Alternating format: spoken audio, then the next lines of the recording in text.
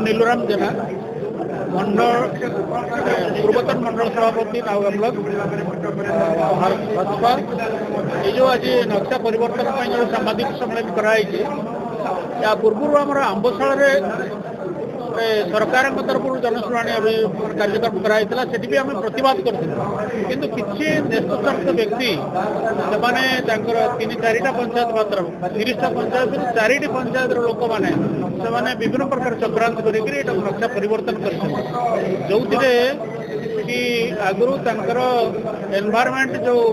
Clearance भी नाला कहीं हजार हजार हरिण सीट अच्छा बारहा अच्छा से डेबे प्रोटेक्शन वर्क ना अलिमिटेड कहीं से अंडा दौरान आमर जो जदि चाहे सी फोटो उठे आनीपर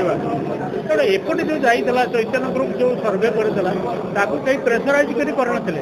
सबुआड़े बुलिक देखिक आसला ये गोटे भी गछ कटा हमार ना 1 किलोमीटर रास्ता अच्छी ब्रिज हबार अच्छी सब प्रकार सुविधा पड़े आम चाहूँ से पुराणा नक्शा को पुणी कार्यकारी करी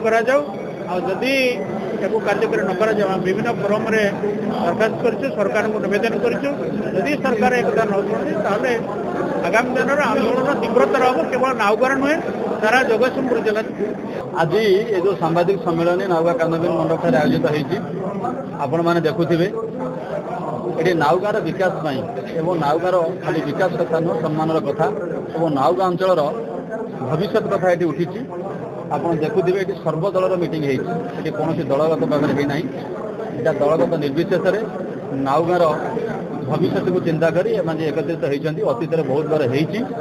सरकार ताको अणदेखा कर अतीतर सरकार हो वर्तमान सरकार हो तेणु ये सागरमाला प्रोजेक्ट केंद्र सरकार अधीन प्रस्तावित होती आगामी दिन में आपंकर 2020 जो प्रकल्प होता 22 संपूर्ण होता जहाँ चैतन्य ग्रुप मध्यम सर्वेक्षण कर जंत्री मान बहु वरिष्ठ और अभिज्ञ जंत्री मान द्वारा होता जो रास्ता जाइला से रास्ता पुणी 2 वर्ष पर कहीं परिवर्तन करागला तेणु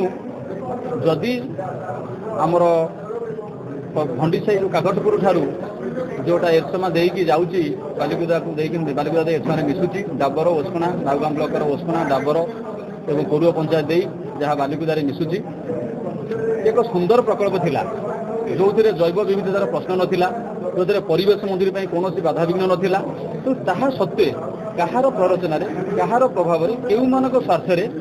यह परिवर्तन होमें जापारूना तेणु आम आपण माध्यम जरिया आम सरकार पाखे वर्तमान राज्य सरकार और केंद्र सरकार माध्यम आपण जरिया आम नवेदन करुचु ये नाउगा अंचल जनसाधारण समस्या को दूर करने यही पटे आप जो पूर्व निर्धारित नक्शा होती नक्शा को कायम करने आम सरकार को आम नवेदन करुँ आपण जरिया किभली भाव कार्यकारी हम।